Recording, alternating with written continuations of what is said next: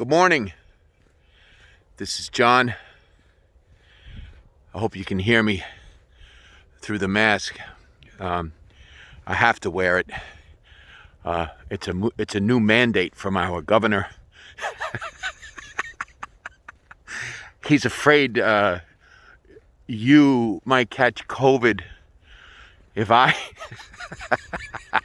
don't wear a mask during my post.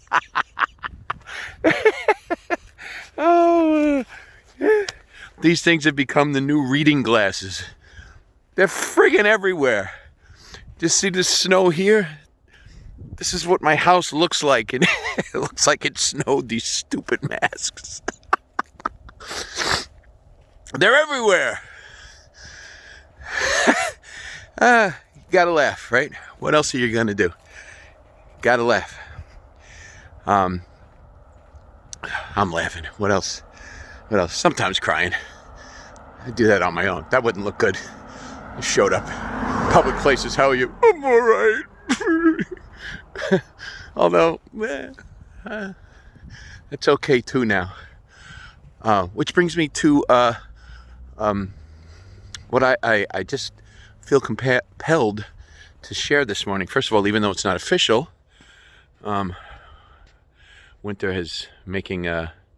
Winter has sent her opening act. Friggin' openers. Oh my God. Speaking of openers, back to my point. I've made most of my adult living for certainly the last 30 years, entertaining people, making people laugh. Part of that skill set includes being able to read an audience and actually being able to read them pretty quickly, and people in general. And you better be on your game when you do. You better make the right call. And most comics, I think, are pretty good at it. It's one of the more subtler skill sets that good comics have, but rarely talk about. But my point is, I've noticed that as I'm watching, I don't want to say as many, I'm watching media outlets and information sources, I'll call them that, they're not all media.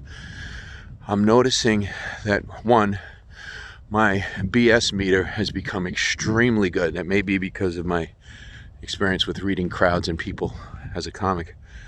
But what's even more extraordinary is my connections with people.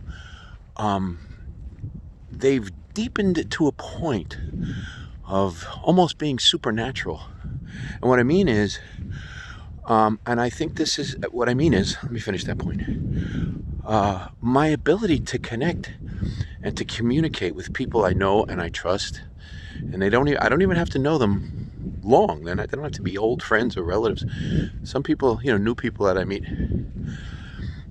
there's a very subtle energy that lets me know, yes, you can trust this person, or at least trust in what they're saying. And I'm feeling connections that I haven't felt in a long, long time. And I'm thinking, maybe, because I have felt them before, perhaps I've gotten distracted with all of the things that the world presents to distract us with. And the one thing in the midst of this COVID thing is that it's forcing many of us, I know me, to go back to, I would say, original ways of doing things. Talking with people, looking them in the eye, asking them questions that really come from your heart, responding to their questions that really come from your heart, listening to them. I think it was Saint Teresa of Avila who had a whole list of numeric guidelines for life. She said, eat half of what you normally do. Pray 10 times as much. Listen 3 times more. Just things like this. But I'm noticing that as I detach from less than authentic streams of information and energy, and trust mine, and trust it in those that I see are following a similar path, I'm really noticing I don't I don't need to hear what anybody else is saying. Everything I'm getting, everything I'm seeing them getting, is easily verifiable. Close my eyes, get quiet for a minute. It's easily verifiable in my heart. Is this real, God? Is this true? Does this resonate truthfully? The more I tune in and listen to that and trust that, I'm like, dare I say it, fearless. It's like, I don't care what anybody else tells me. If I'm not feeling it in my heart, if it doesn't ring true, of course I confirm with my rational and critical thinking mind. But more importantly, is it this ringing true to me? And thank God for my interactions with other people, because I wouldn't be able to exercise that discernment and that subtle skill set without them.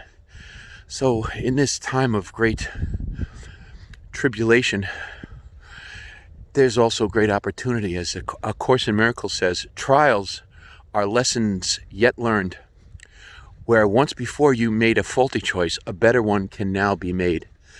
So I'm taking this trial, this tribulation, and before I might have made faulty choices, and I might have listened to some external source that didn't have my or our best interests at heart. And now I'm making a better choice.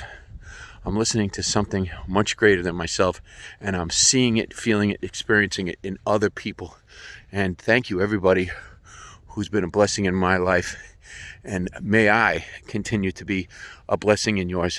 I'm going to make a snowball and throw it at the camera, but I can't do that. It probably has COVID in it, and I'll get a call from the governor.